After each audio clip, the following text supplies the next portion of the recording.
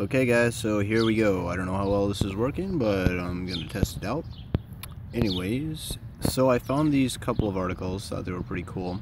This was in Discovery News. Carbon dioxide turned into electricity.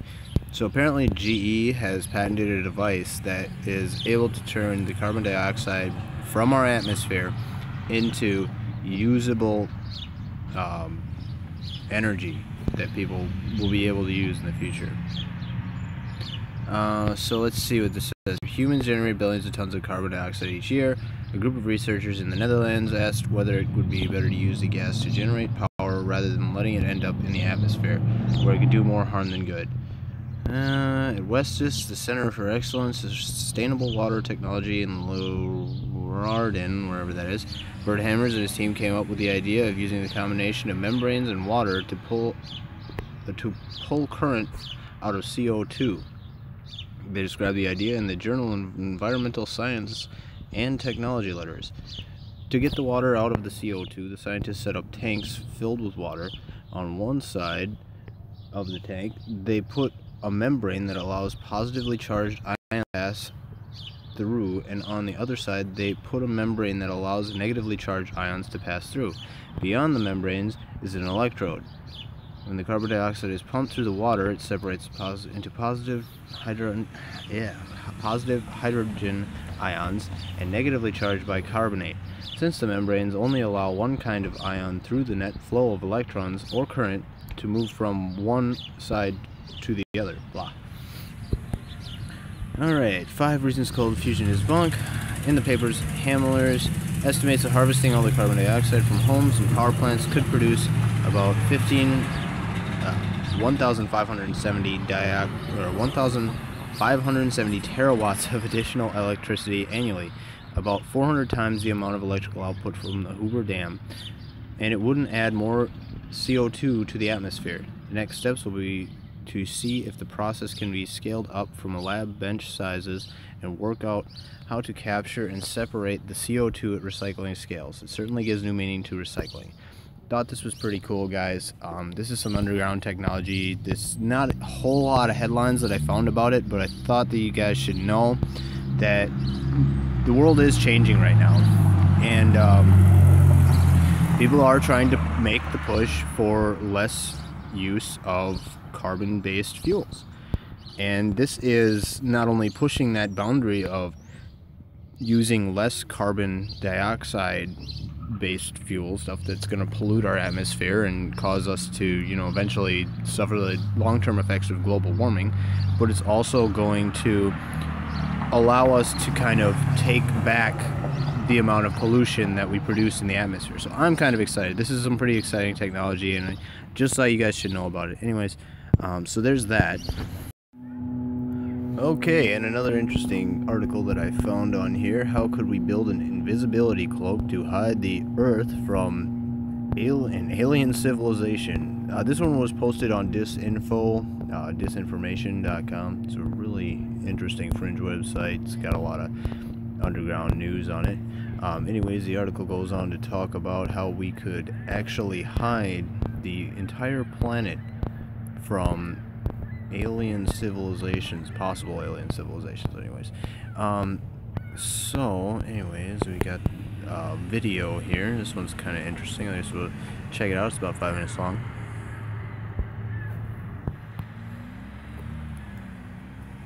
Hey, this is Alex from the Cool Worlds Lab at Columbia University. Now, imagine you are an extraterrestrial civilization living on another planet, and for whatever reason, you don't want anybody else to know that you're around. What are you supposed to do in a case like that? Well, if you're a technologically advanced civilization, you might think about building a cloaking device for your planet. Now, that might sound like science fiction, but as Professor David Kipping and I have shown in a brand new paper in the monthly notices of the Royal Astronomical Society, building a cloaking device for a planet is totally possible. And in fact, we humans could build a cloaking device for the Earth right now. So the Kepler Space Telescope has been a spectacularly successful mission. Astronomers using data from the Kepler telescope have discovered more than 1,000 planets to date, using what's called the transit method. And as you may know, the transit method works by observing small dips in the intensity of starlight as a planet passes in front of a star. So there are these little dips in the starlight. There's missing starlight, in essence, whenever there is a planet passing in front of the star from our point of view. Well, if you wanted to cloak a planet, if you wanted to make it look like the planet is not there at all, you've got to get rid of that dip. You've got to fill in the missing starlight.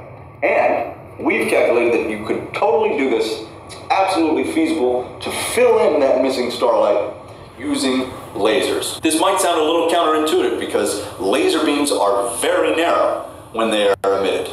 But a laser beam travels across many, many light years. That beam widens significantly so that the beam width at another solar system might be on the order of tens of millions of kilometers across or more. And so any planet falling within that beam would not observe the dip in the starlight. They would not see our transit at all, and they would deduce that there is no planet there at all. And you can do this totally feasibly with modest power requirements. How modest are we talking about?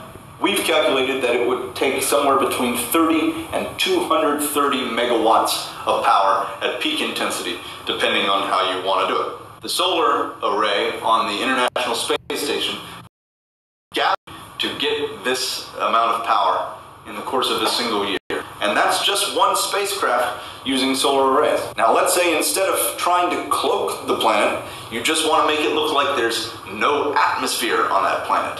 Can you do that with this laser array? You absolutely can. An atmosphere, like the Earth, say, has many molecular components. And all of these molecules leave chemical signatures in the atmosphere in the form of absorption features. So basically light comes in, these molecules absorb that light, and so there's less light on the other side. So we've calculated that you could get rid of all of these absorption features, fill in all of these dips in the starlight, using this same laser array that we're talking about before. You can go even further if you want to get rid of just what are called biosignatures. Astronomers think that the overabundance of molecules like oxygen and ozone in our atmosphere would be a clear sign that there is life on the Earth. If we want to get rid of oxygen and ozone, say, you could do this with only a few hundred kilowatts of power at peak intensity. So you could make the Earth look like it's there, and it has an atmosphere, all right, but it has no oxygen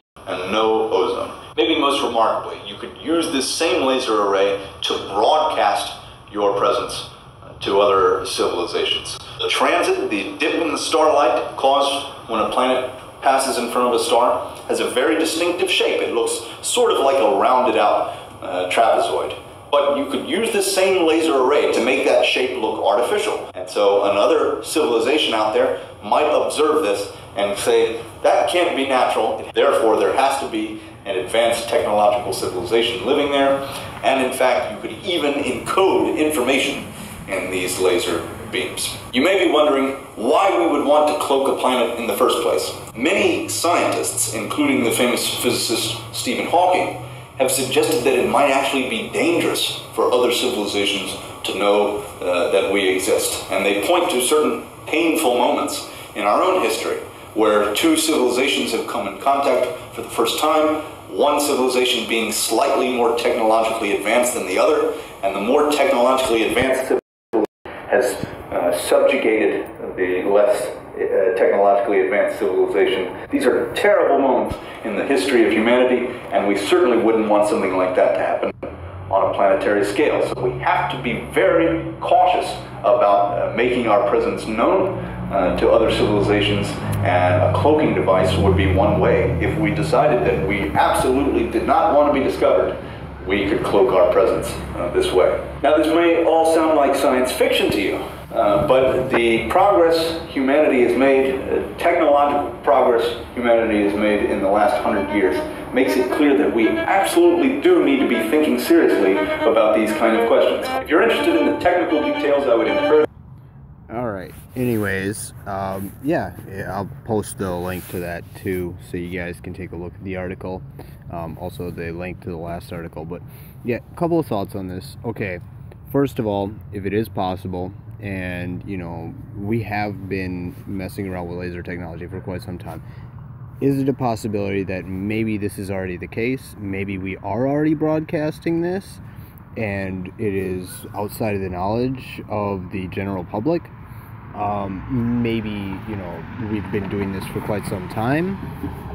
Could it also be possible that this particular technological advancement isn't just, you know, a theory, but actually used in practice? It's like you said, the ISS actually collects enough energy to do stuff like this right now, so there's a good possibility that they could actually be using this technology to do that, but I don't know. Just kind of interesting. Thought I'd take a look. Yeah, about that one, guys. Definitely an interesting, but yeah, there's that. Anyways, guys, that's about all I got for tonight, but I do appreciate you guys all watching. Just hit that like and subscribe button. Was looking at a few other articles tonight, but didn't quite make the cut. So, anyways, yeah, if you like what you see or you want to leave a comment, didn't like what you see, let me know. Just yeah, keep in touch, and I guess I'll check you later.